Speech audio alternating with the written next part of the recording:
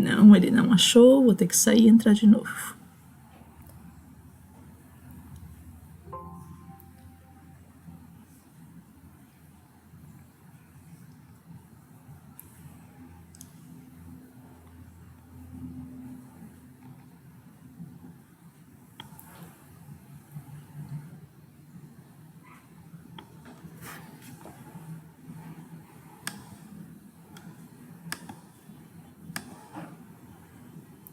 Agora vai.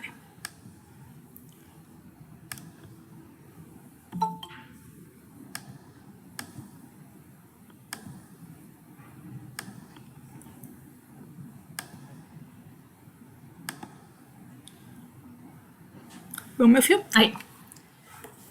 Então agora a gente falar sobre aquilo que interfere nas espécies, os chamados fatores bióticos, ou seja, como outras espécies, né, a gente estava falando até agora dos fatores abióticos, né, então como o ambiente interfere nas espécies, agora como é que outras espécies vão interferir na minha espécie. Então é basicamente a questão das relações ecológicas. Então a gente tem as chamadas interações homotípicas primeiro e depois as interações heterotípicas. O que vai significar cada uma delas? A gente chama de interações homotípicas as interações que acontecem entre indivíduos da mesma espécie. A gente está acostumado a pensar que relações harmônicas e desarmônicas elas só acontecem entre espécies diferentes, mas não. Né? A gente pode ter o que a gente poderia fazer por analogia, assim, de uma relação desarmônica ou uma relação harmônica entre indivíduos da mesma espécie. Então é isso que a gente vai chamar de interações homotípicas, quando você tem, né, qualquer tipo de interferência que um indivíduo da minha espécie vai ter sobre a minha vida, sobre o meu nicho ecológico. Tá? Então, a primeira interação que nós temos a primeira interação homotípica que a gente pode falar é o chamado efeito de grupo. O que significa o efeito de grupo?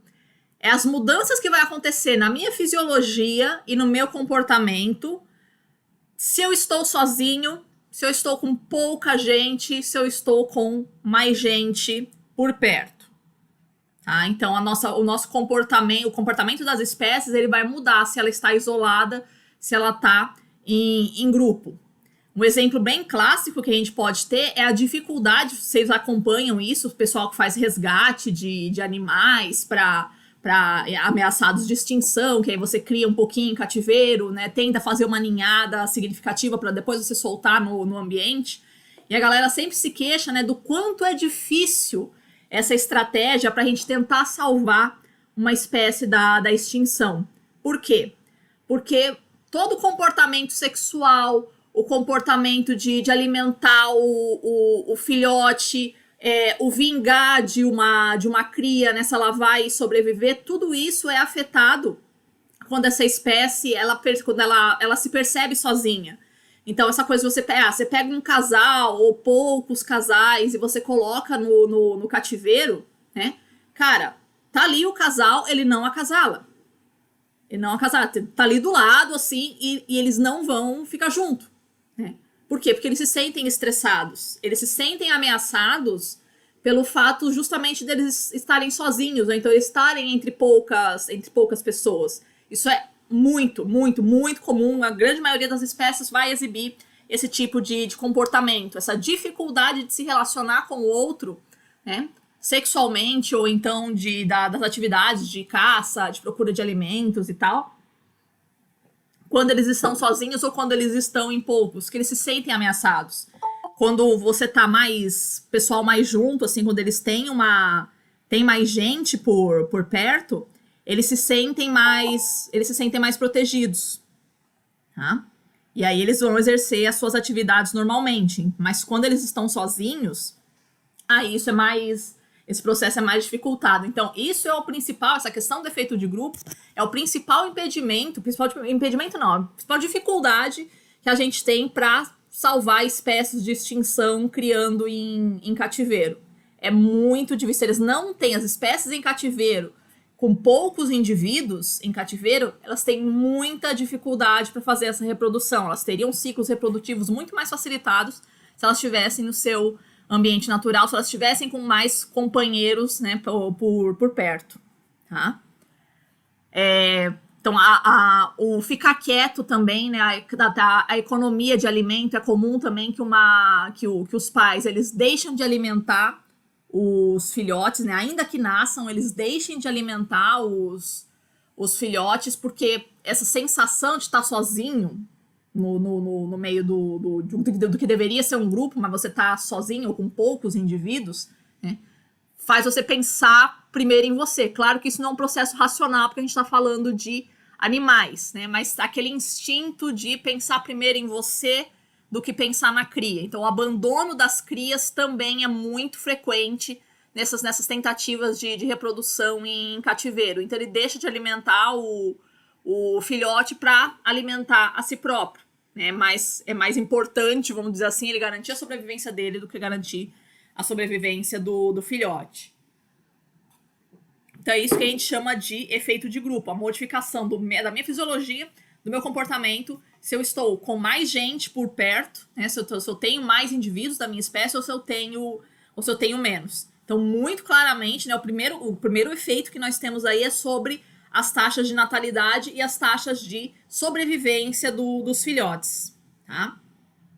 Então, aquela coisa, né, que a gente fala, o que Noé fez para salvar os animais do dilúvio. Com certeza aquilo não teria dado certo. Pegar um casal de cada espécie e colocar ali no cativeiro para eles se reproduzirem. Não, né? Nunca isso teria chance de dar certo, né? Do que a gente conhece de ecologia, um casal, sempre tem um número mínimo aí de casais que são necessários para você evitar esse efeito, né, desse sentimento de solidão que as espécies têm, dessa recusa delas da atividade, tá?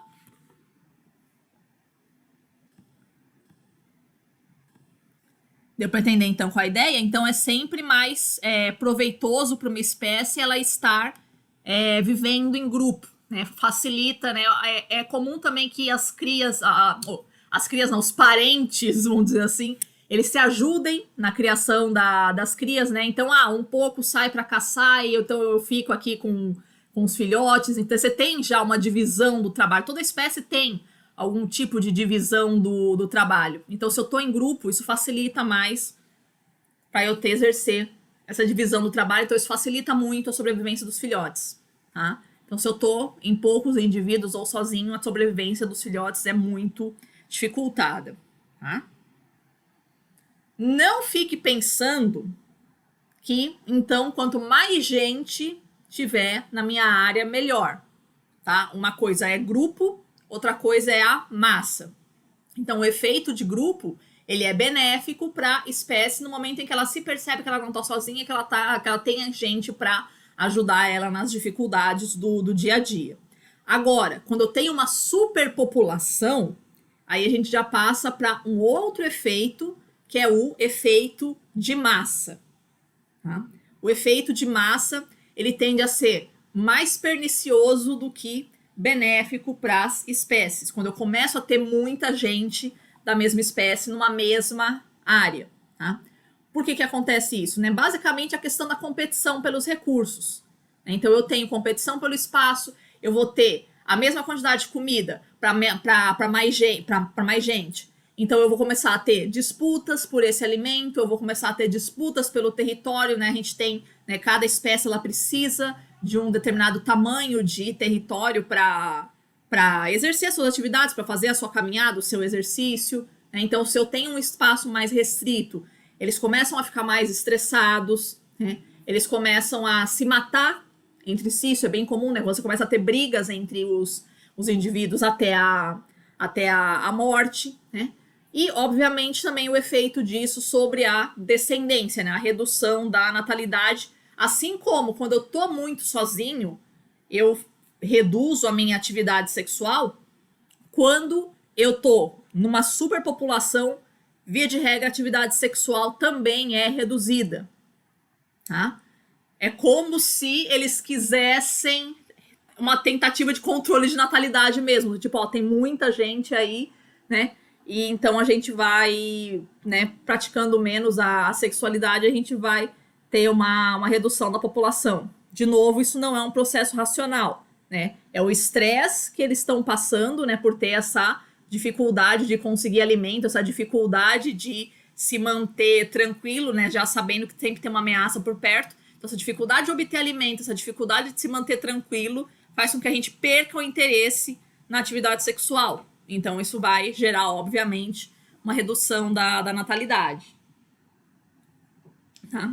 E mudanças de comportamento também. As espécies elas começam a adquirir hábitos que não são delas, né? E aí a gente pode pensar em coisas mais terríveis possíveis, né? Começa a arrancar as penas, vamos supor, né?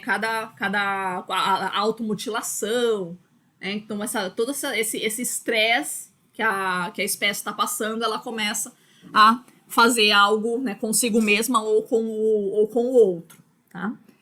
Então, esse é o contraste que a gente tem que fazer, né, entre o efeito de grupo e o efeito de massa. É bom ter companheiros, né, que é o efeito de grupo, mas quando eu tenho superpopulação, né, essa de competição pelos recursos do ambiente, isso vai gerar muito estresse, muita pressão sobre a espécie, tá? Então, sempre ter um número aí ideal de indivíduos que pode ocupar uma área. E aí, cada espécie vai ser de um jeito. Tá? Para evitar isso, né, para evitar o efeito de massa, existe o que nós chamamos de competição intraespecífica. Então, também existe, né, mesmo em tempos de paz, vamos dizer assim, mesmo em tempos de paz, existe competição, né, entre os indivíduos de uma mesma espécie. Cara, e isso é, vamos dizer assim, uma das melhores estratégias que as espécies inventaram para conseguir sobreviver no planeta. Tá? São recursos basicamente de demarcação do território, que a gente vai dizer que são a competição entre específica. Então, cada espécie vai ter um recurso de demarcação do seu terreno do tipo, isso daqui é meu, né? Eu vou explorar os recursos dessa área, você vai explorar os recursos de uma outra área. Por que isso é interessante? Porque se o outro for guloso, né, aí ele acabou com todo ele, devastou toda a área dele, problema dele. Né? A minha área está garantida, então a minha genética vai passar adiante, a minha família vai conseguir sobreviver. Tá? Então, essa estratégia de racionalização, de demarcação do território, vai garantir que aqueles que conseguem fazer um uso mais racional do seu ambiente é que vão garantir a sobrevivência, vão garantir a passagem dos genes adiante. O cara que come demais, o cara que depreda o rio, alguma coisa assim, né? Pensando em alguma coisa bem viajando mesmo, mas a ideia é de que todo mundo que abusa dos seus recursos naturais, né, esgotado aquele recurso, ele pode tentar ir para uma outra área? Pode, né? Só que aí na hora que ele tentar ir para uma outra área, ele vai entrar em conflito com os outros indivíduos que também estiverem naquela área, tá? O caso mais comum, mais óbvio que a gente tem é o leão, tá? O leão, eles têm esse mecanismo de demarcação do território através do cheiro da urina dele, né? E aí, sempre, cada território tem um macho só e as várias fêmeas que ele monopoliza. Eventualmente, se o hábitat de um leão for destruído, seja por ele, seja pelo homem, seja por alguma queimada natural, antropogênica, enfim. Mas se o território de uma família de leões, ele é destruído, ele vai tentar, obviamente, invadir o terreno do outro.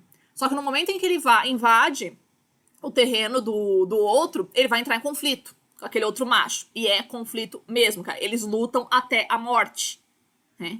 Um deles vai, o mais forte, assim, na luta, o que sai melhor na luta, pode ser o invasor, pode ser o invadido, mas um deles vai morrer. Eles vão brigar até a morte. E uma vez o outro morto, né, esse que venceu, ele mata todos os filhotes da outra cria também. Então, invadi uma família, ganhei uma família, ele mata os filhotes todos os que eram filhotes do cara que morreu. Tá? Por quê? Né? O cara que morreu era o mais fraco. Então, eu matando os filhotes do mais fraco, eu vou garantir a passagem da minha genética adiante, que é o mais forte, tá? Então, isso que é um exemplo bem extremo, assim, de demarcação de território, né? Que realmente não existe, né, a possibilidade de convivência pacífica aí entre dois indivíduos em que algum deles perdeu o seu território e foi invadindo o outro, tá? Eles lutam até a morte, tá? Então, essa competição, ela pode envolver, né, a competição por alimentos. Então, demarcando o meu território, eu vou explorar aqueles alimentos ali, né? Então, eu não vou sair invadindo tudo, não vou sair depredando todo o meu habitat, eu vou usar só aquele meu pedacinho, tá? Outros tipos de competição que parecem um pouco menos óbvios, mas também são competição intraespecífica. Um caso bem interessante é a cenoura. A cenoura faz muito disso da competição intraespecífica. Como assim?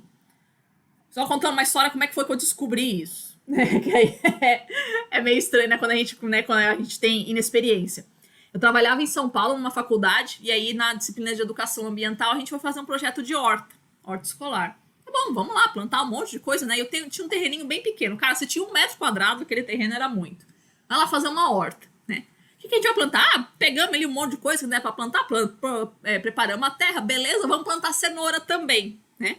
Aí fomos ali espalhando as sementinhas de cenoura e tal. Quanto tempo depois dá pra catar a cenoura? 40, 50 dias dá pra você colher a cenoura. Beleza, vamos lá, 40, 50 dias depois vamos colher a cenoura. Mano, tudo pequititinha. Mas não tinha uma cenoura com mais de 5 centímetros. Como? Né? Você não vê isso. Parece aquelas cenouras em conserva, assim, aquelas pequenininhas, assim, que usa pra fazer... Você deve ter visto, né? Umas conservinhas de cenoura, assim, parece que é enfeite, né? Aquelas cenourinhas, assim.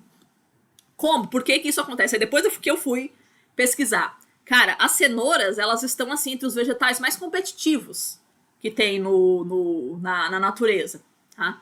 Por quê? Porque a necessidade nutricional delas é muito grande. É por isso que cenoura é uma bomba de vitaminas. Fica a dica, né? Estejam viciados em cenoura. Depois eu conto outra história relacionada à cenoura também. Mas cenoura é uma bomba de vitaminas. Por quê? Né? Justamente porque ela tem essa característica de monopolizar um território muito grande. A necessidade nutricional dela é muito grande. Então, quando ela tá no solo, ela solta umas substâncias, uns hormônios, assim, que literalmente vai matando a sua companheira. Então, isso também é um mecanismo de demarcação de território, percebe? Eu tô jogando alguns hormônios, alguns antibióticos, algumas coisas assim, sei lá o que é, a substância propriamente, mas ela joga algumas substâncias na terra que inibem o crescimento de outra cenoura que tiver por perto. Então, como eu tinha plantado todas pertinho, todas elas estavam fazendo isso. Então, elas todas foram inibindo o crescimento umas das outras e, no final das contas, nenhuma cresceu. Então, quando você vai plantar cenoura, cara, tipo, é 2 palmos que você tem que dar de distância uma da outra, né? Tamanha a área de terra que ela precisa para poder se criar, né? Essa experiência das cenouras é bem interessante mesmo da gente fazer. Dá pra gente fazer essas cenourinhas em conserva, né? Desse jeito, é só plantar elas pertinho uma da outra. Bom, enfim, foi um desastre, mas pelo menos foi um aprendizado que eu tive aí para seguir adiante o conhecimento de ecologia. Então é um exemplo também de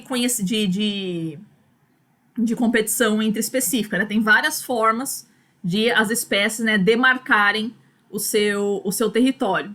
E aí, falando outra história que eu ia contar de cenoura também, que uma cenoura é uma bomba de vitaminas, eu tive também, quando eu trabalhava num cursinho em São Paulo, uma aluna que ela era ex-anoréxica, né? Então, tipo, depois que ela se curou da anorexia, ela levou para a vida subsequente alguns bons hábitos da anorexia, vamos dizer assim, né? Então, há uma preocupação muito grande com uma alimentação muito, muito saudável. Então, por exemplo, ela não comia arroz e feijão, né? Porque arroz e feijão é muita caloria, né? Então engorda. Então, em vez de comer arroz e feijão, ela comia cenoura. cozida. O que a gente come habitualmente de arroz e feijão, ela comia de cenoura. Cara, a mão da menina era amarela, de tanta cenoura que ela comia. E ela não ficava doente. Não ficava. Ela falou, professora, quando as minhas irmãs pegam gripe, eu fico do lado delas pra poder pegar gripe, pra eu poder faltar na escola. Mas eu não pego gripe. Não adianta, nada me faz ficar doente, justamente porque eu como muita cenoura. Então, é esse mecanismo dela, né, é essa competição por território que as cenouras fazem, né, que garante que ela arranca, ela realmente é uma sanguessuga de nutrientes do solo, e que faz, então, com que ela seja uma verdadeira bomba de vitaminas. Certo? Outro mecanismo de competição intraespecífica também é a competição pela luz que a gente observa nos vegetais, que é muito comum em ecossistema florestal. Então, no ecossistema florestal muito denso, as árvores, se ela quiser pegar sol, ela tem que fazer o quê? Ela tem que crescer. Ela tem que ficar mais alta. Tá? Só que todas elas têm a mesma ideia. Então, todas elas vão crescendo muito, né? Então, elas vão literalmente, né, batendo-se umas sobre as outras. Sai da minha frente, mocreia, né? Vai criando mais galhos, vai ganhando altura para conseguir uma quantidade maior de iluminação. Curioso é que esse mecanismo é muito mais comum, muito mais frequente nas árvores temperadas do que nas tropicais. A lógica te levaria a crer que as árvores de ecossistemas tropicais e equatoriais são as mais apaixonadas por luz. Não. Isso não é verdade. Cuidado. Né? As árvores de ecossistemas, a maior parte das espécies que você encontra no ecossistema florestal, elas são espécies de sombra.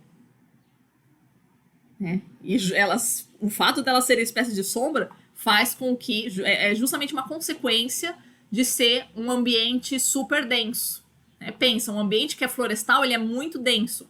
Não dá para ser uma espécie heliófila, que a gente chama, né, que gosta de sol. Né? Elas não ficam expostas ao sol. Ambientes florestais são ambientes sombrios. Se você está numa floresta temperada, ou se você está numa vegetação arbustiva, que é o caso do cerrado, da caatinga, aí sim, aí predomina espécies que gostam de sol. Mas a maior parte, no ecossistema florestal, a maior parte delas gosta de sombra. Um grande exemplo que nós temos disso é o cacau. Né? Você vê, o cacau, se você plantar você pensa, como um bichinho tropical, vou botar ali, vou botar um pé de cacau ali em casa, beleza, no quintal. Vai nessa. Não vai nascer. O cacau, ele gosta de sombra. Tá? Certo? Então tem várias formas, né, da gente, né, competir com o nosso vizinho e racionalizar os recursos. No limite, vamos imaginar, né, que eu tenho um indivíduo, uma família, que ela utiliza aquele território, aqueles metros quadrados, aqueles quilômetros quadrados, e outras famílias ali no entorno vão utilizando sempre o seu território. Elas podem, eventualmente, ficar tão incomunicáveis entre si, essa demarcação de território ser tão perfeita, de tal forma que simplesmente um não invada o território de outro, que aí começa a acontecer o quê? Só casamentos consanguíneos dentro daquela família. Então só vão se cruzando ali os indivíduos daquele território, de tal forma que eu não tenho intercâmbio genético entre os indivíduos de outros territórios. No limite, isso, né, em escala, né, geológica, vamos pensar, no limite isso pode permitir até o surgimento de uma nova espécie. Né, de tal forma que eu vou criando uma especificidade genética num pedacinho do território tão grande que ela se torna incompatível com a genética do meu vizinho. E o que é isso, né, de você ter uma genética incompatível se não é ser uma nova espécie? Tá? Então esse é um mecanismo, a competição intraespecífica é um mecanismo de especiação também, né, de você ter uma diferenciação genética muito, muito grande, tá? Quando você não tem esse intercâmbio genético. Isso pode ser espontâneo das espécies, como pode também ser forçado, tá? E aí que mora o perigo. Foi um paradigma que reinou, assim, que felizmente está em desuso já, um paradigma que reinou em planos de manejo florestais, né, da gente ter uma determinada reserva florestal, uma aqui, outra aqui, outra aqui, outra aqui, outra aqui, né? E aí isso pode gerar esse efeito. Então você tem as espécies que estão nessa reserva que não se cruzam com os indivíduos da mesma espécie que estão numa outra reserva que está ali a alguns quilômetros de distância. Então isso não é bom, porque você vai gerando uma especificidade genética muito grande em cada uma das reservas, de tal forma que, vamos pensar, se acumular gene deletério, se aparece um indivíduo doente e ele vai ficar passando esses seus genes adiante, você pode levar a espécie à extinção naquela área, tá? Então, nunca, nesse sentido, não é bom que você tenha essa conservação, essa especificação genética muito grande. Tá? É sempre bom que você tenha intercâmbio genético entre os indivíduos de uma mesma espécie que habitam diferentes áreas. Então, o que a gente faz hoje em gestão de reserva é o que a gente chama de corredor ecológico. Como é que funciona o corredor?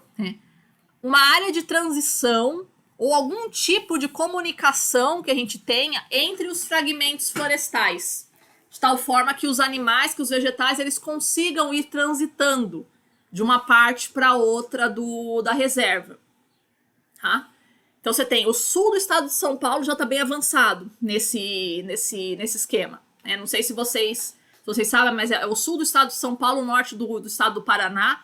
Ali é a região onde ainda se tem, o pouco que sobrou de Mata Atlântica tá nessas áreas. E tá praticamente toda ela já feita a reserva. Então, tipo, não vai reduzir mais, né? Já tá bem protegida. Esperamos, né, que não reduza isso ainda mais, tá? Mas já tem algumas décadas que isso é feito, né? Fazer algumas áreas de transição, né? Algumas faixas que vão ligando todos esses sistemas de reservas, né? Da Serra do Mar em São Paulo, da Serra do Mar no Paraná, todas elas interligadas por essas áreas de transição de mata entre as diferentes reservas, que aí permite que as espécies, né, sejam animais, sejam vegetais, elas vão transitando de uma reserva para outra, fazendo esse fluxo genético. Tá? Pode acontecer também, né, nessa demarcação do território, estrada que passa no meio do parque também é perigoso, porque você gera também, né, se você coloca uma estrada que passa no meio do parque, você tá na prática fazendo 2 parques, né, você está dividindo aquilo em 2 ilhas diferentes, né, dificultando aí o intercâmbio genético. Então, eventualmente, você tem uma estrada que está passando no meio do parque. O que você tem que fazer? Tem uma série de regras ali. Você tem que controlar a velocidade de quem está passando ali para não ter atropelamento. Você tem que reduzir o horário que vai passar. Tem estrada parque que eles colocam túneis por debaixo da rodovia, que aí os animais eles conseguem passar por debaixo passando pelo túnel para ir conseguindo de um lado para outro da estrada, né? Então tem que ter esse tipo de manejo. Professora, Oi! recentemente a China inaugurou uma estrada que ela justamente é suspensa, né? Os carros passam em cima, né? Justamente para que não houvesse esse Também é uma opção. Também é uma opção bem interessante fazer a estrada por cima. Em vez de fazer os bichos passar por baixo, fazer a estrada passar por cima. Também é uma opção bem interessante, sim. Sempre vai gerar esse conflito aí entre o uso humano e o uso natural. Mas é isso, a gente tem que ter essas opções de manejo, né? Que não prejudica o ser humano, porque às vezes você tem uma estrada também que é necessária, né? Você não pode prejudicar o ser humano, mas você também não pode prejudicar o meio ambiente. Então sempre dá pra gente ir conciliando, tá? Dica para quem tem o pessoal mais sensível assim com mortes de animais. Evitem ir para Chuí. Tá? Eu já fiz essa viagem de carro, cara, é uma das experiências mais traumáticas assim que a gente pode ter. Já avisei pra minha irmã odeia, minha irmã é apaixonada por bicho, odeia mortalmente, né, ver bicho sofrendo alguma coisa assim. mas é uma estrada muito triste. A estrada que corta o parque do Taim, que vai indo ali, né? Passa de Santa Vitória do Palmar em direção ao Chuí, que é a última cidade ali do Brasil, já na divisa com o Uruguai. Então é uma estrada que corta um parque, alagado. O parque é lindo, é lindo, é lindo, mas, cara, tem muito bicho morto na estrada, cara. Muito, muito, muito, muito, muito, muito, muito. É muito triste, é muito triste. Você tem até que tomar cuidado na hora que você tá dirigindo para você não bater, se o carro não desviar, né, de um bicho que esteja ali já na estrada morto ali. É muito triste. E falta de fiscalização total, porque a estrada é uma reta, então a galera mete 120, 130 ali sem medo de ser feliz. E mata os bichos mesmo, porque a estrada tá no mesmo nível do parque. É bem triste, é bem triste, é bem triste mesmo, né? E não tem fiscalização nenhuma. E louco, né? Área de fronteira, né? Você não tem nenhum tipo de fiscalização na estrada, cara. Retratos do Brasil.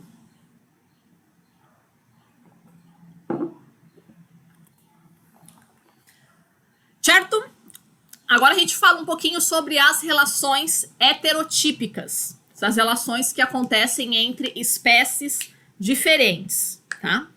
Os livros de ecologia, tradicionalmente, traziam a classificação das relações heterotípicas em relações harmônicas e relações desarmônicas.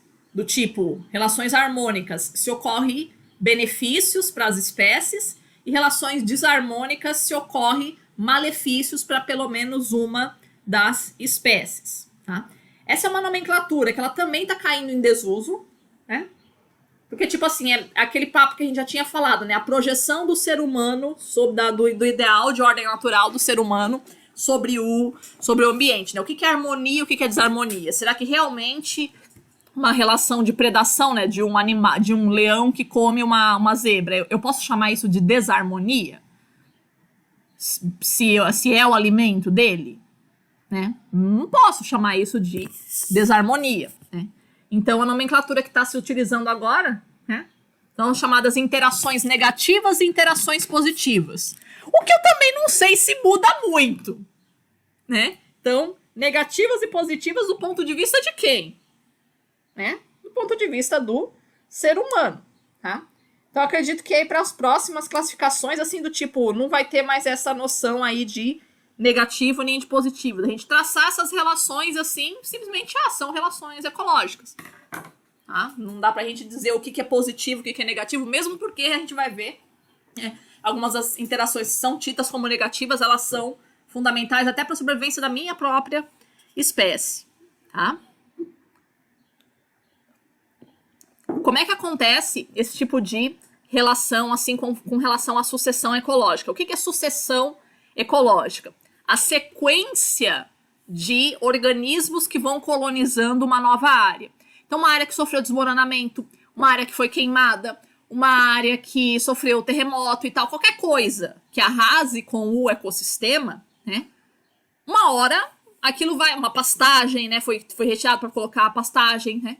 Uma hora, as espécies vão recolonizar aquilo, mais cedo ou mais tarde, aquilo vai ser recolonizado. Então, esses passos aí da recolonização é o que a gente chama de sucessão ecológica. Então, cada passo da sucessão vai ter um determinado tipo de espécie que vai colonizar. Via de regra, as primeiras espécies que vão colonizando uma área são espécies heliófilas, ou seja, mais tolerantes à radiação solar, porque o solo está completamente exposto. E são espécies que são muito pouco exigentes em termos nutricionais.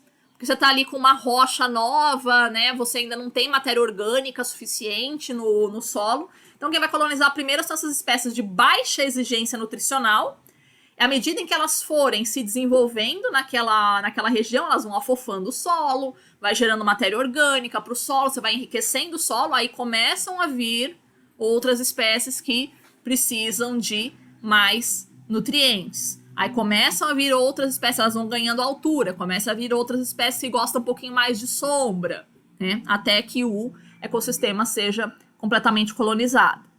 Então, nesses estágios de sucessão ecológica, essas primeiras essas primeiras espécies que vão colonizando uma nova área, que a gente chama de plantas pioneiras, não só as plantas, né, mas insetos, bactérias, de maneira geral, né, que a gente chama de comunidades pioneiras, né, esses primeiros indivíduos, essas primeiras espécies que vão colonizar uma área.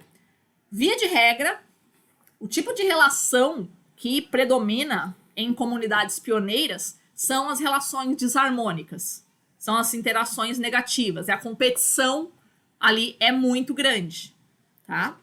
À medida em que o ecossistema vai evoluindo, que ele vai ganhando altura, ele vai ganhando fertilidade de solo, vai ganhando novas espécies, vai começando a haver um predomínio de relações harmônicas, né? Daquelas relações em que as espécies vão cooperando umas com as outras, tá? Só para tipificar aí como é que acontece dentro de uma sucessão. E aí a gente pensa que as relações negativas, né? Por isso que a gente questiona essa nomenclatura, as interações negativas, elas são negativas, né? Elas sempre vão prejudicar a minha espécie. Não, né? A minha espécie ser alvo de uma interação negativa, sim, é benéfico para a minha espécie. Olha que contradição, né? Mas é isso, efetivamente, que acontece. Por quê? Vamos supor, né? Eu tenho uma espécie a minha espécie não tem predadores numa determinada área. Imagina essa situação. A minha espécie não tem predadores, ou então está com déficit do meu predador.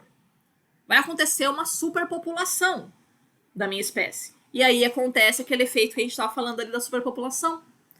Uma excessiva competição pelos recursos do ambiente, né? Então nunca é bom que a minha espécie tenha muita gente. Tá? Sempre tem que ter um controle, né, que algum mecanismo de controle, né, algum predador, alguma doença, alguma coisa assim que reduza, que controle o tamanho da minha população. Tá? Nenhuma população, nenhuma espécie no planeta, nenhuma delas vai se multiplicar indefinidamente. Tá? Mesmo que uma espécie comece a se multiplicar indefinidamente, é uma espécie que não tem predador, não tem uma doença, não tem nada que faça que impeça ela de se multiplicar indefinidamente, em última instância ela vai morrer de fome, né? Porque ela não vai ter recurso suficiente. Então sempre vai ter um mecanismo que vai controlar o tamanho da minha população. Tá? Então, uma coisa que a gente pensa, né, que uma interação negativa ela vai sempre prejudicar a espécie. Não!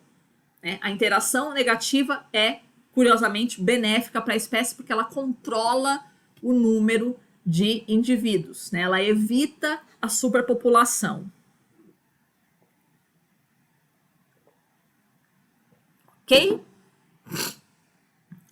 Aqui a gente tem um quadro do que o Odum nos traz, né, colocando as principais relações que existem entre as espécies e classificando elas, né, de acordo com o benefício ou malefício que os indivíduos terão. Tá? Então, quais são as relações que nós temos? A gente vai examinar cada uma delas aqui. Neutralismo, competição de interferência direta, competição de utilização de recursos, amensalismo, parasitismo, predação, comensalismo, protocooperação e mutualismo. E aí, o que significaria cada um desses sinaizinhos? O 0 significa que para aquela espécie é neutra, ou seja, ela não é afetada. O negativo, sinal de menos, significa que aquela espécie é prejudicada.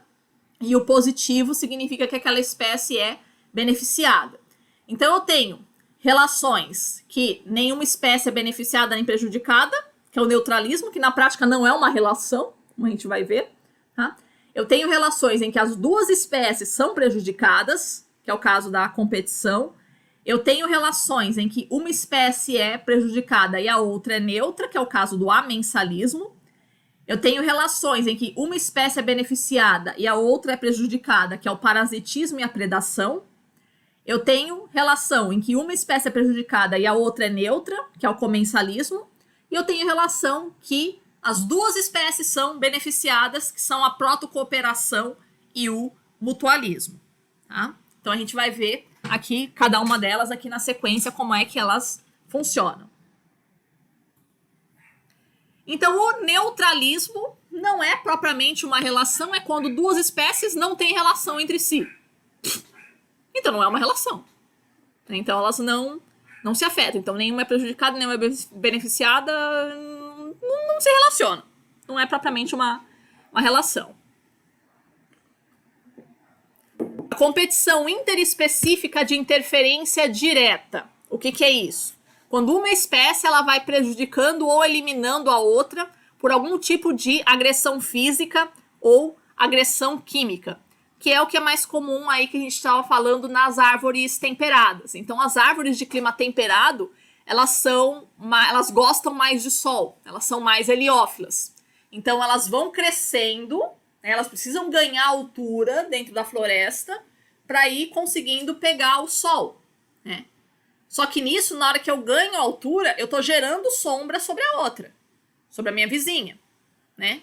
Que não é da minha espécie, é de outra espécie. Eu tô gerando sombra sobre ela, ou seja, eu tô prejudicando o crescimento dela, que ela também quer sol. Se ela quiser vencer, ela vai ter que crescer e ela vai me prejudicar também. Então a gente vai prejudicando, uma vai prejudicando a outra, percebe? As duas estão competindo pelo mesmo recurso, que é a iluminação.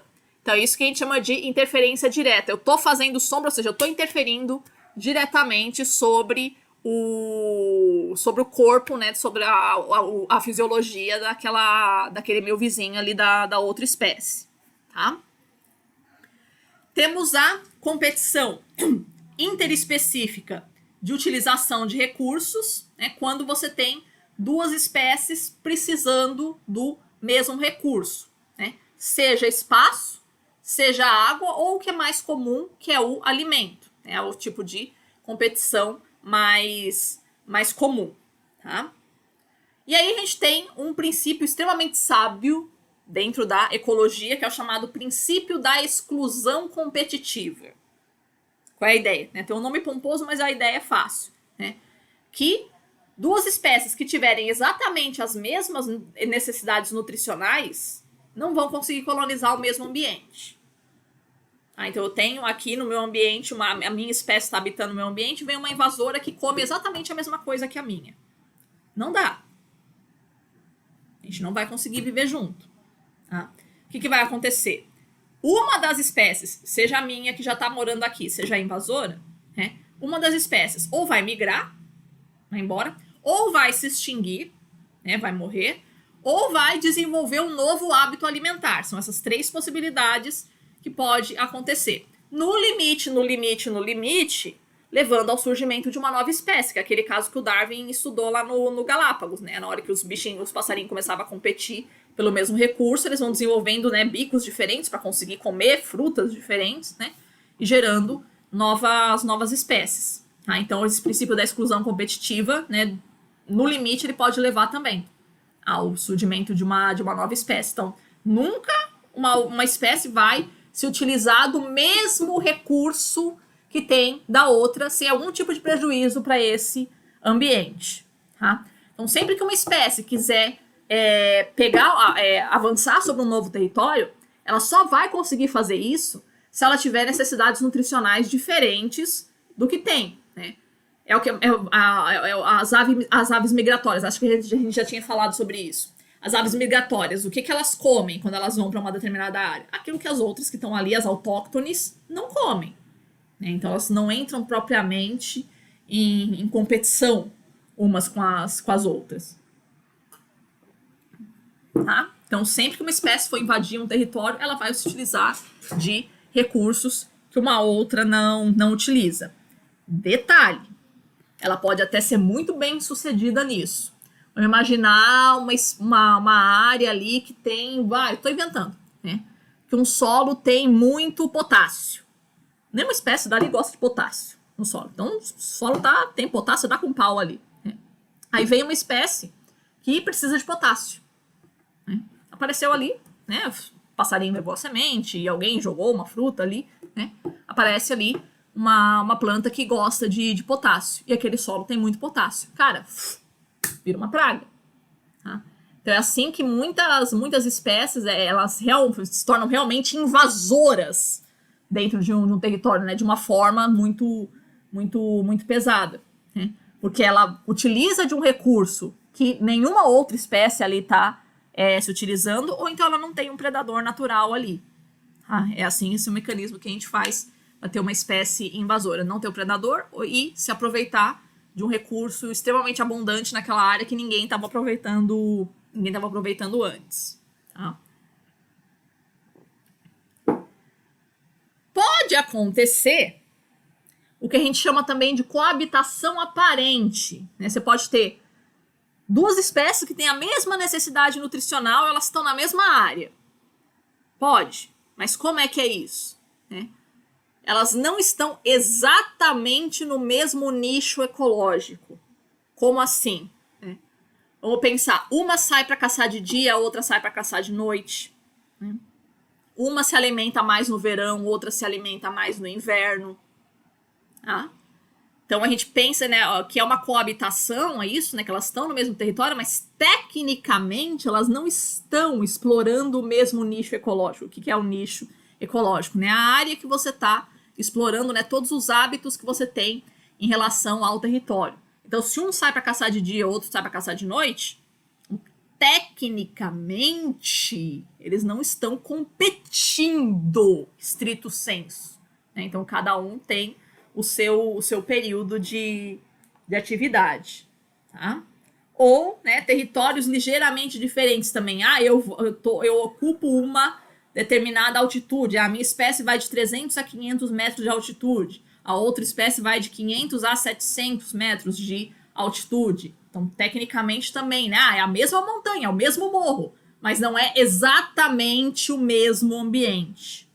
Percebe? Então, elas podem parecer que elas estão juntas, mas num olhar mais atento, não, elas não estão juntas. Então, também elas estão, cada uma, demarcando o seu território adequadamente. Tá? Então, nem tudo que parece, né, que são espécies competitivas, nem sempre elas estão efetivamente competindo. Tá? Cada um na sua. Ok?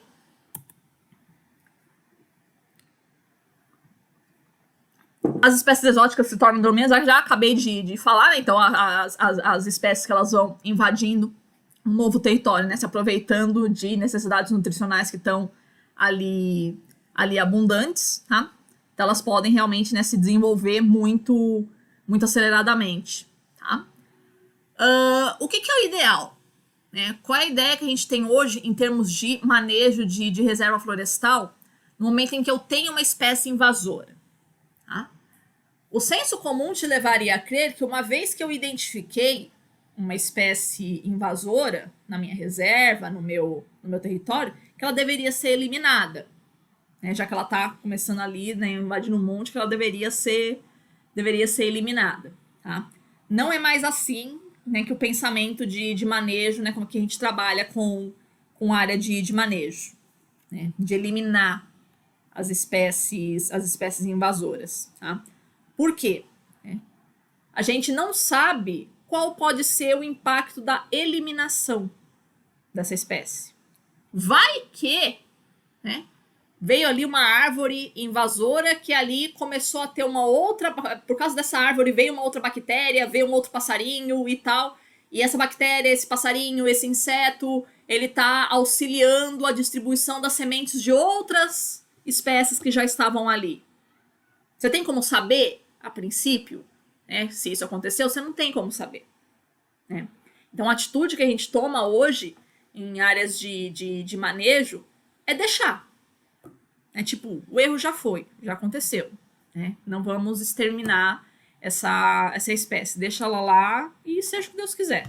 Né? A natureza vai dizer quem é que vai merecer sobreviver e quem é que vai merecer morrer. Né? Teve isso não só para espécie, mas também para objetos, né, que estiverem ali. Teve quando eu estava na graduação, eu visitei, cara, foi um dos trabalhos de campo assim, que eu mais aprendi na minha vida, assim, cara, de biogeografia, que a gente visitou o parque, como é que chamava aquele parque? Do Morro do Diabo, né? Que é no extremo, na pontinha, assim, do Pontal do Paranapanema, lá bem no extremo do Pontal do Paranapanema, lá no estado de São Paulo. Tá? O Parque do Morro do Diabo, até a década de 80, ele era atravessado por uma ferrovia. Né? E aí a ferrovia, se eu não me engano, foi em 1980 que a ferrovia foi desativada. Né? E aí ficou, todas as bitolas, né, as madeiras, né, o trilho da ferrovia, tá tudo lá. Ficou tudo lá. Então você vai andando pelo parque, você vai ver toda aquela madeira já apodrecendo e tudo, e um monte de espécies sobre o crescendo lá nos trilhos. E aí foi uma pergunta que todo mundo se fazia: por que vocês não tiram esses metais daqui, essas madeiras daqui, né? Isso não facilitaria, né, as espécies recolonizarem essa área? Eles falaram: não, a gente não tem como garantir isso. Né? Dá uma olhada aqui, a gente olhava nas bitolas ali, das madeiras apodrecendo, a quantidade de formiga, de cupim que tinha ali. Então você consegue imaginar, você está destruindo espécie, essas espécies já estão colonizando aqui. Então se a gente retira isso, a gente está interferindo novamente no ambiente. Né? Então deixa a natureza seguir o seu curso. Né? Isso daí vai apodrecer, uma hora vai apodrecer. O estrago já está feito, vamos dizer assim. Né? Então deixa a natureza seguir o seu curso. Tá? Seria um segundo estrago tirado. Exato, exatamente. Então, tipo, em vez de fazer 2 estragos, deixa um só. Né? Então não vamos mexer mais ainda. Né? Então é esse o modelo que a gente adota em manejo hoje em dia. Tipo, foi feito um estrago? Deixa. Tá? Deixa lá. Em ilhas. Como é que funciona isso para ilha, quando chega uma espécie invasora? Né? A chegada de uma espécie invasora numa ilha geralmente é muito trágico. É muito trágico por quê? Porque sempre numa ilha os recursos são limitados. Né? Não tem grande biodiversidade, você não tem muito alimento disponível, então as espécies que estão ali naquela ilha são sempre muito específicas. Né? E aí chegando uma espécie invasora, ela vai, né, arrasar com a necessidade nutricional, ela pode arrasar pode ser um predador importante, né, que está chegando. Então a chegada de espécie invasora em ilha é muito mais trágica do que a chegada em continente. Em continente meio que as espécies têm para onde fugir, né? Dentro de uma ilha é mais difícil as espécies saírem fugindo, tá? E aí essa coisa da divergência dos caracteres aí do Darwin a gente já tinha falado também, né? Sempre que você tem uma competição por recursos, que é aquela experiência dele, o estudo dele sobre os passarinhos lá dos Galápagos, sempre que você tem uma competição por recursos, uma das estratégias que as espécies podem ter é uma adaptação morfológica, uma adaptação de necessidade nutricional, que no fundo, né, no limite, né, vai gerar o surgimento de uma nova espécie, né, de tal forma que você adapta o seu bico para você comer uma outra fruta. Tá? Aí, no fundo, isso vai gerar uma nova espécie. Certo? O amensalismo. O amensalismo é quando uma espécie secreta algum tipo de substância, que geralmente são antibióticos, tá? Para inibir o crescimento de uma outra espécie. Não é a mesma coisa da cenoura, tá? Que elas inibem o crescimento ali de outras cenouras ali na área, tá? O antibiótico, ele vai inibir o crescimento de uma outra espécie na minha área. Então, os casos mais notáveis é o fungo que gera a penicilina, que curiosamente, né, a gente utiliza ele como antibiótico, né? Então esse fungo inibe o crescimento de outros fungos por perto, tá? As abelhas. As abelhas é um caso bem curioso, né? Que a própolis é um antibiótico natural, tá? Pensa no que é uma colmeia, cara. Uma colmeia é um ambiente muito lotado, escuro, quente, úmido. Cara, isso é o ambiente, assim, perfeito para o surgimento de fungos e bactérias. Mas não tem. Uma colmeia é um ambiente extremamente limpo, tá? Por que é um ambiente extremamente limpo, né? Porque as abelhas produzem essa substância que é a própolis, que tem justamente essa função de antibiótico aí para evitar o surgimento aí de fungos e bactérias dentro da colmeia. Você pode, inclusive, usar isso, eu usei durante muito tempo, né? Própolis como antibiótico tópico de pele. Se tem algum ferimento, algum corte assim, cara, melhor coisa. Passar própolis. Quando eu fiz a minha cirurgia da tendinite, que infeccionou o meu corte aqui, infeccionou assim, mas tipo, infeccionou feio, assim, feio. Eu não tinha nada em casa, e a única coisa que eu tinha era própolis, que tipo, eu usava na garganta, pra quando eu dava aula, que machucava a minha garganta, que eu dava muita aula. né? E eu usava a própolis, cara, começou a borrifar própolis no ferimento. Cara, 2 dias não tem mais nada. É maravilhoso, maravilhoso. Tá? E um caso interessante também é o eucalipto. Já passaram por uma florestinha de eucalipto, alguma rua de eucalipto? Cuidado para não confundir o eucalipto com o pinheiro, que muita gente confunde. O eucalipto ele tem aquela casca mais esbranquiçada, assim, que fica soltando casquinha assim no chão. Se você for reparar, cara, numa rua de eucalipto, tem uma na casa da minha avó, muito bonita. Não cresce nada. Nada, nada. Mas assim, nada cresce embaixo de uma rua de eucalipto. Tá? Por quê? Aquele cheiro gostoso de eucalipto, aquilo é um antibiótico. Então elas secretam aquilo nas folhas, nas raízes, assim, para impedir o crescimento de uma outra espécie. E assim o eucalipto monopoliza o território. É uma excelente referência. Sim, justamente, né? Porque essa ardência, assim, dessa substância aí repele não só as bactérias, né? Mas também os insetos por perto. Então, realmente, onde tem eucalipto não cresce mais nada mesmo. O eucalipto é muito egoísta, cara. Muito egoísta. Certo? Então, esse é o amensalismo. Temos o parasitismo, tá? O parasitismo é uma relação burra, tá? Por quê? Porque o parasita é aquele que explora os recursos de um outro, que é o hospedeiro, né? E ele depende, o parasita depende daquele hospedeiro vivo para ele conseguir continuar explorando os recursos. Só que ele explora de tal forma, né? Ele pode explorar de tal forma que ele vai acabar matando o hospedeiro. E aí morre o parasita também. Tá? Então eu não posso, né? Eu preciso, né, do meu hospedeiro para continuar vivendo, mas em última instância eu acabo matando ele. Então é uma relação meio burra, vamos dizer assim.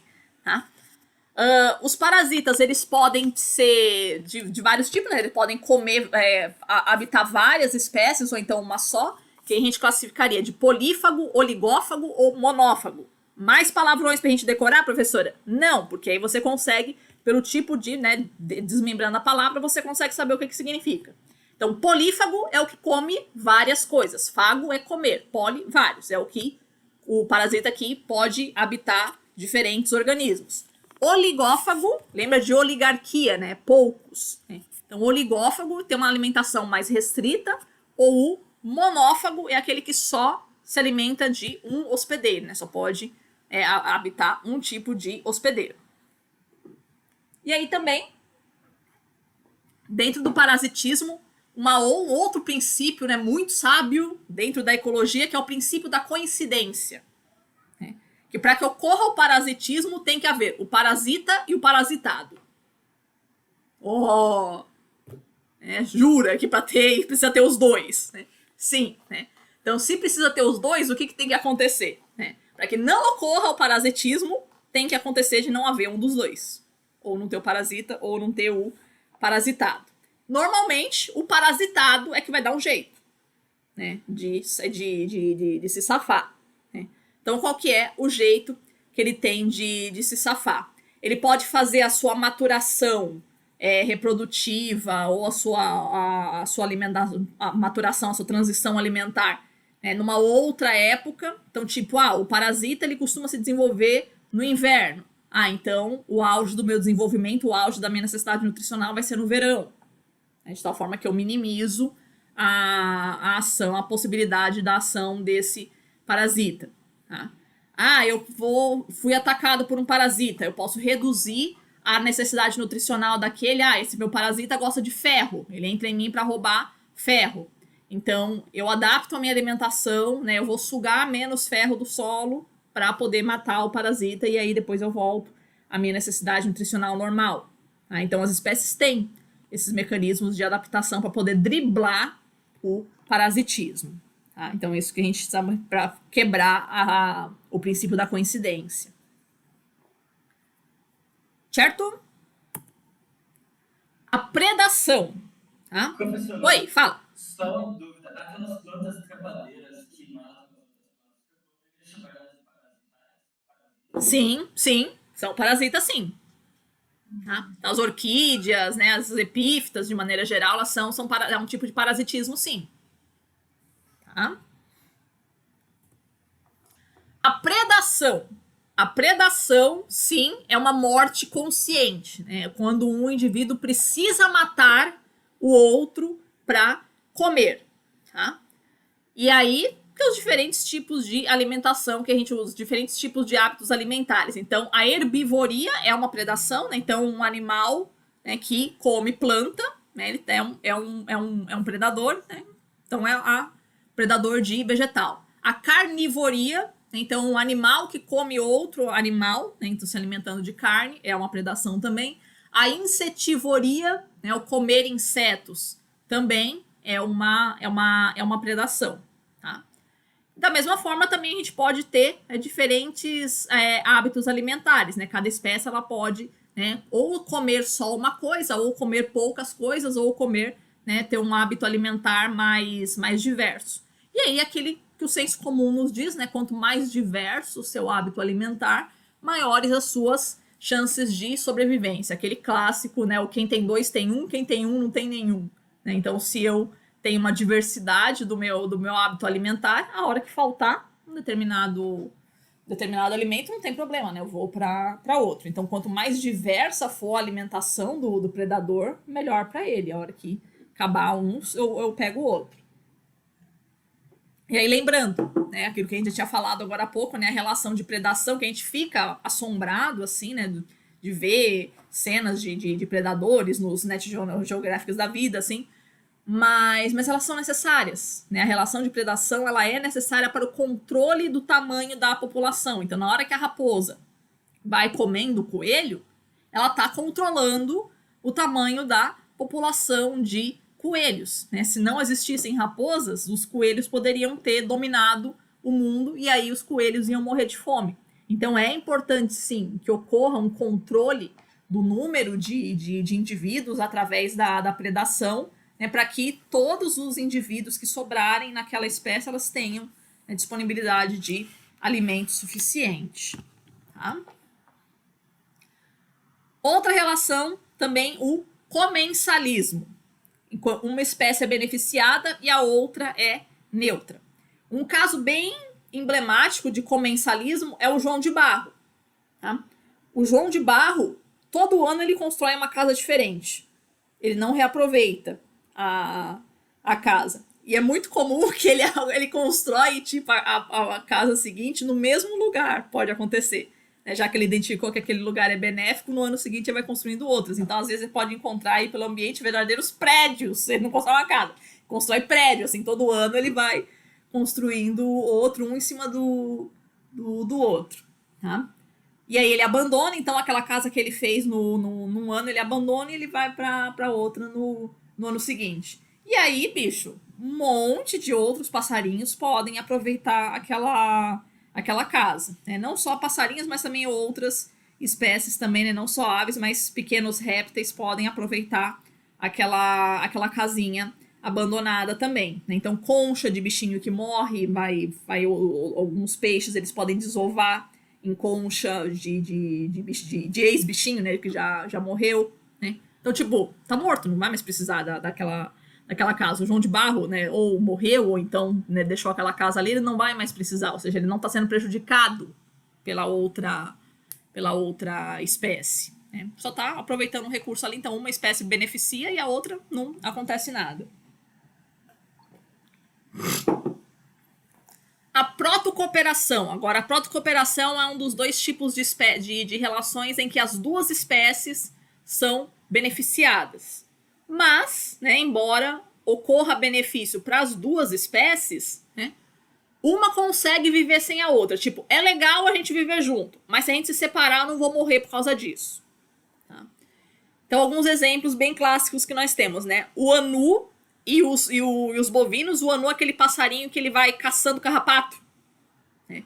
Então, ele vai procurando carrapato na vaca, vai no cavalo. Então, ele vai se alimentando. Ele tem o ganho de se alimentar. E o bicho, né, a vaca, o cavalo, tem o benefício de ficar sem os carrapatos que estão prejudicando ele. Tá?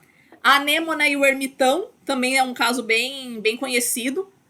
A anêmona, o ermitão é tipo um caranguejo, assim, e aí a anêmona vai em cima do caranguejo e aí eles vão passeando, andando pelo fundo do mar. Fundo assim, né? É Recife de coral aquele, então não é um mar tão fundo assim. Então, a anêmona consegue ser transportada pelo ermitão, né? E como a anêmona, ela é venenosa, então pouca gente vai se atrever a chegar perto da anêmona. Então ela tá recebendo o benefício do transporte pelo ermitão, mas ela tá também beneficiando o ermitão, né, protegendo ele de ataques inimigos, né, porque pouca gente se aproxima de uma anêmona. Mas também, né, a hora que acabou o táxi ali, tá de boa, né, cada um segue a sua vida, tá? A anêmona também tem uma relação interessante com o peixe-palhaço, que é explorada no filme do Nemo. Aliás, poucos filmes podem ser tão bons para se estudar ecologia do que o Nemo, gente. Sensacional, ali dá pra gente explorar bastante coisa. A anêmona, ela é bastante venenosa, mas o peixe-palhaço, que é o Nemo, ele tem a pele dele já é acostumada. Então, um dos poucos peixes que conseguem ficar ali passando no meio da anêmona sem ter a sua pele queimada pelas substâncias que ela secreta. Então, ele já desenvolveu evolutivamente para conseguir viver ali. Então, quais as vantagens que vai ter para cada uma dessas espécies? Então, como a anêmona tem muito poucos predadores, é uma segurança maravilhosa para o peixe-palhaço para ele conseguir botar os seus ovinhos ali. Então, é bem minimizada essa ameaça de que outras espécies venham comer os ovinhos do peixe-palhaço. Então, ele bota os ovinhos ali, fica ali chocando no meio da anêmona sem que pouca gente se aproxime. Tá? O peixe-palhaço, o nadar dele, né, fica meio que massageando as raiazinhas da anêmona, então aumenta o teor de oxigênio ali no entorno. As fezes do peixe-palhaço são nutrientes para a anêmona, né? E as poucas espécies que tentam atacar a anêmona, o peixe-palhaço espanta. Tá? Então eles realmente são muito amigos. Né? A anêmona oferecendo essa proteção ali para ele. E também é uma forma de proteção do peixe-palhaço, né? Que também pouca gente vai querer atacar o peixe-palhaço, porque chegar perto de uma anêmona não é tão fácil assim, né? Então, tanto a anêmona protege o peixe-palhaço de ataques inimigos, quanto o peixe-palhaço protege os filhotes também, né? Protegendo os ovinhos, quanto o peixe-palhaço também ajuda a anêmona com a oxigenação, com nutrientes e defendendo de eventuais ataques inimigos também, tá? Esse é o tipo de relação que a gente fica até se perguntando se não poderia ser classificado como mutualismo. De tal forma que um realmente não consiga, né? A anêmona e o peixe-palhaço realmente não consigam sobreviver um sem o outro. Ainda não é o caso, mas é quase isso. Tá? E aí vem essa dificuldade epistemológica da gente efetivamente classificar cada uma das relações. Né? Até que ponto isso é predação, até que ponto isso é amensalismo, até que ponto isso é só comensalismo, até que ponto isso não é só protocooperação e não é mutualismo também. Então existem diferentes graus de dependência. Né? É muito fácil a gente simplesmente numa aula simplesmente falar essa relação acontece quando acontece isso, mas a gente não percebe que pode existir outras relações que estão ali envolvidas também, né, que deixa isso mais íntimo ou menos íntimo. Tá? Então até que ponto realmente nessa protocooperação que existe entre a anêmona e o peixe-palhaço não é também absolutamente fundamental para a vida dos dois, a ponto de ser até mais do que uma protocooperação, você poder classificado como um mutualismo. Tá? Outro caso também bem interessante que a gente conhece, né, o pássaro palito e o jacaré. Né? Depois que o jacaré come, que fica ali aqueles nacos de carne ali no meio dos dentes dele, que aí vai o passarinho vai lá palitar os dentes do jacaré. Então o passarinho se beneficia de alimentação e o jacaré vai no dentista gratuitamente. Tá? Outra forma de protocooperação também é a própria dispersão de sementes aí pelos insetos e pelas aves, né? Então, a planta tem o benefício de ter a sua espécie dispersada e o passarinho tem o benefício de receber o alimento.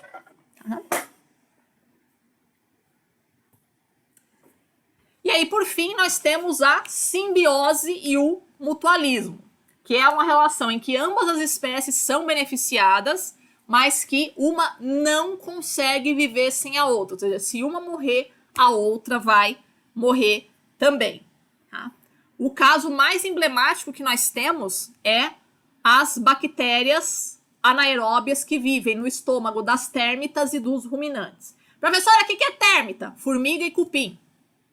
E ruminantes são os bovinos de maneira geral, aqueles bichos que têm 4 estômagos. Então, a vaca, a zebra, o cavalo, a girafa, né, todos eles são ruminantes. Tá? Qual é a dessas bactérias? Essas bactérias, elas transformam a celulose das plantas que são ingeridas em proteína. Tá? Então, pensa, como é que aquele bicho pode adquirir proteína se ele come só vegetaizinho, só matinho? Né? São as bactérias que vão fazer essa transformação. Tá? Ou seja, se não tiver essa bactéria no estômago da térmita ou do ruminante, ele não vai ter a sua necessidade de proteína atendida, ele vai morrer. Tá? E se morrer o boi, claro, né, as bactérias que estão dentro do estômago dele também vão morrer, por quê? Porque elas não conseguem sobreviver num meio oxigenado. Elas estão ali no estômago do boi justamente por isso, porque foi o ambiente que sobrou. Depois que a atmosfera do planeta começou a ter oxigênio, elas tiveram que se refugiar nesse ambiente que não é oxigenado. Então, no momento que elas são expostas a um ambiente oxigenado, elas morrem também. Ah, então, esse é o exemplo mais claro que a gente tem de mutualismo, né? Uma espécie não consegue viver sem a outra. Os líquens também são um exemplo de mutualismo. Tá? Os líquens são associações que existem entre algas e fungos. A alga, né, uma cianobactéria, ou seja, um ser unicelular. Tá? O fungo, ele fornece sombra para a bactéria, e a bactéria, produzindo a fotossíntese, dá alimento para o fungo, de tal forma que eles são mutuamente beneficiados e um não consegue viver sem sombra e o outro não consegue viver sem o alimento produzido, então não dá para eles viverem separados. Tá? Você sabe o que é líquen? Você já viu líquen, né? É tipo uns musguinhos, mas não é musgo. Parece um mofinho que cresce ali nas cascas das árvores. Tá? Eles podem ser verde, pode ser azul e pode ser vermelho. Tá? Importância dos líquens. Os líquens são indicadores ambientais também. São indicadores da poluição do ar. Como assim? Né? A presença, né, de espécies também é interessante vocês reterem esse conceito de indicador ambiental, né?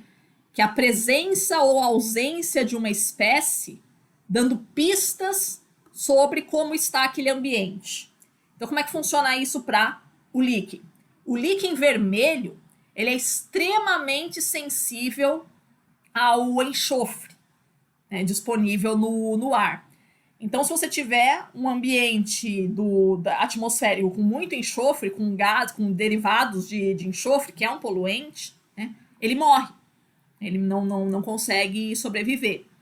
Então, só vai sobreviver aqueles líquens, né, um pouquinho mais tolerantes ao enxofre, que são os verdes e os azuis. Só que também, se ficar muito forte, muito pesada a poluição do ar, até esses morrem. Tá? Então, se você tem uma região que você tem ali líquen se instalando na árvore, então é porque aquele ar tá bom, tá respirável. Se tiver líquen vermelho se instalando ali naquela árvore, é porque o ar tá muito bom. Muito bom. Tá? Então, isso são indicadores ambientais. Então, tem líquen vermelho, ar muito bom. Desapareceu o líquen vermelho, o ar começou a deteriorar, mas ainda tá bom, porque ainda tem os líquens verdes e azuis. Desapareceu o líquen verde e o azul é porque o ar já está consideravelmente poluído. Tá? Outro... Oi? Licença. Diga. Posso tecer uma consideração? Diga. Esses dias eu vi na Petrobras a prova de vídeo Aham. Sim, sim.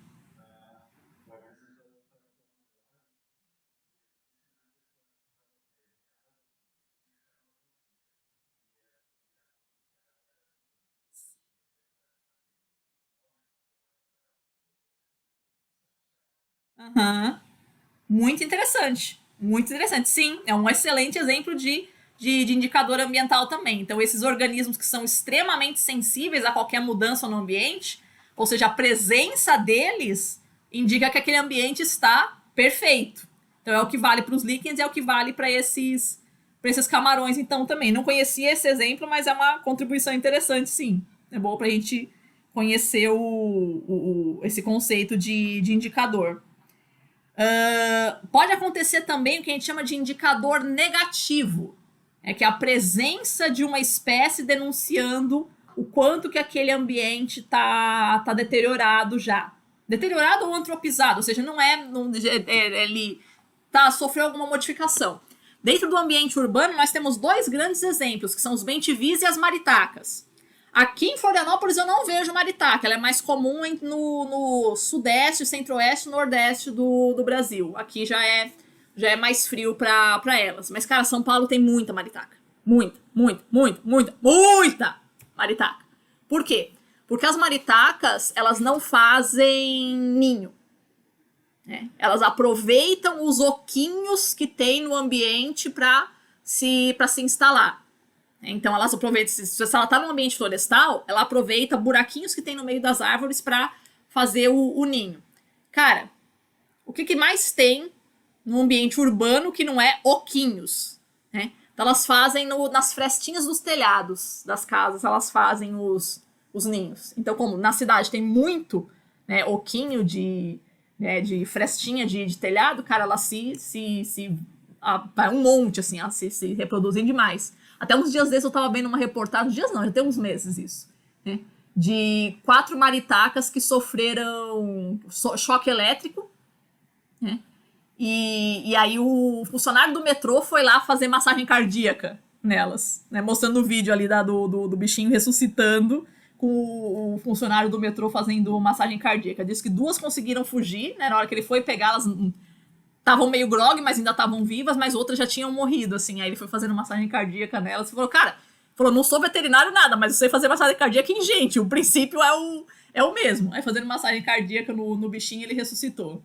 Então tem bastante, sim. Então tem indicador positivo, né? Esses líquens, os camarões também, que o Felipe tava falando, e os indicadores negativos também. O bem-te-vi é porque a gente já tinha falado sobre ele, né? Que ele come de tudo. E muito lixo. Né? Bem-te-vi come muita coisa que se acha no lixo. Ou seja, a presença de bem-te-vi denuncia que tem muito lixo nos arredores. Ele come barata, come casca de fruta, coisa podre, um monte de coisa assim. Né? Um outro exemplo... Oi? Não, ela é natural. Ela é natural. Ela é natural. Ela pega todo. Ela é mais típica do cerrado. Tá? É uma ave mais típica do cerrado, mas ela também é bastante encontrada na Mata Atlântica. Então, o habitat dela é nordeste, centro-oeste e sudeste do Brasil. É o habitat mais típico delas. Tá? Se você conhecer uma maritaca, o que a gente chama, né, em São Paulo e Minas é que se chama de maritaca. O resto do Brasil chama de maracanã. Então, o verdadeiro nome científico dela é maracanã. Foram os índios de Minas e São Paulo que chamavam de maritaca, que no idioma deles, maritaca significa grito estridente. Todo mundo que já viu uma maritaca sabe muito bem porque que os índios deram esse nome. Né? Enfim, né? Outro exemplo de mutualismo são as bactérias nitrificantes. A gente não viu ainda o ciclo do nitrogênio, mas já dando o spoiler, né? O nitrogênio, acho que a gente já tinha falado isso em clima, ele é um gás inerte, né? Ele não entra na nossa alimentação diretamente, como entra o oxigênio, né? Através da respiração, mas ele é super necessário, porque o nitrogênio é o que faz proteína e é o que faz DNA. Então, sem nitrogênio não tem como existir vida também. Então, como é que o nitrogênio entra na nossa alimentação? através das bactérias nitrificantes. Então, existem bactérias que conseguem remover o nitrogênio do ar, transformando primeiro em amônia e depois em ácido nitroso e ácido nítrico. E aí esses ácidos, eles são absorvidos pelas raízes das plantas, né? E a partir dali começam a produzir as proteínas. Isso é super feito pela soja, pelo feijão, pelo grão de bico, né? Essas plantas que a gente chama de leguminosas, né? Que são essas plantas que têm um teor maior de proteína. Né? Então as bactérias nitrificantes, elas vivem nas raízes dessas plantas, né? Fornecendo esse nitrogênio para elas. Então isso também é um tipo de mutualismo, né? Porque as raízes vão fornecer outros alimentos também para essas bactérias. Então elas precisam tem a sua necessidade nutricional atendida. E as bactérias, por sua vez, fornecem o nitrogênio para essas plantas que também são fundamentais aí não só para elas, mas para toda a alimentação do ecossistema em sentido global. Ok, crianças? Então, por hoje era isso, né? Um conteúdo mais simplificado, tá? Então, retomando para quem chegou depois aquilo que a gente estava falando no começo da aula, tá? Eu resolvi cancelar a nossa prova de semana que vem, tá? Porque aí senão ia ficar muita matéria só para a primeira aula. Então a gente não vai fazer prova, vai fazer aula normalmente na semana que vem, tá bom? Então a gente tá aqui de novo nesse mesmo local, nesse mesmo horário.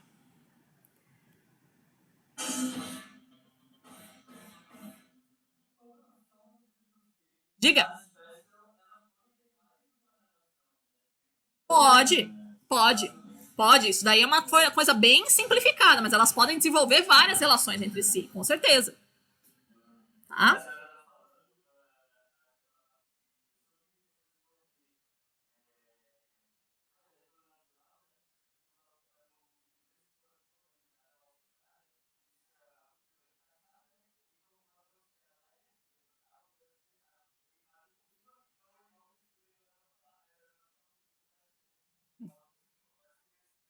Uhum.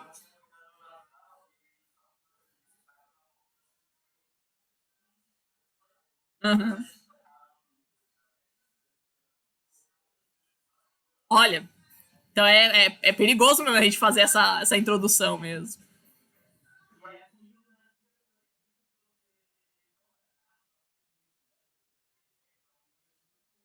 Uhum.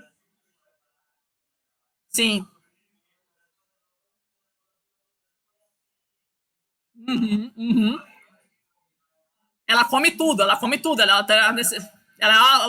louca. Sim. Uhum. Bem lembrado. Fechou então, crianças? Então nós ficamos por aqui hoje. Beijo para vocês. Se cuidem e usem máscara se forem sair de casa, tá bom? E até a próxima.